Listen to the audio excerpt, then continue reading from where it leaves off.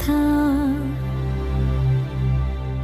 అంతేనేమో అంతేనేమో అంతులేని వేదనేమో ఆడపిల్లను కదా.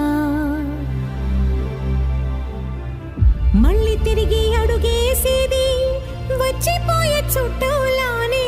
నేను పుట్టి పెరిగిన ఊరికి ఇంకా పైన పొరుగురిదాన్ని.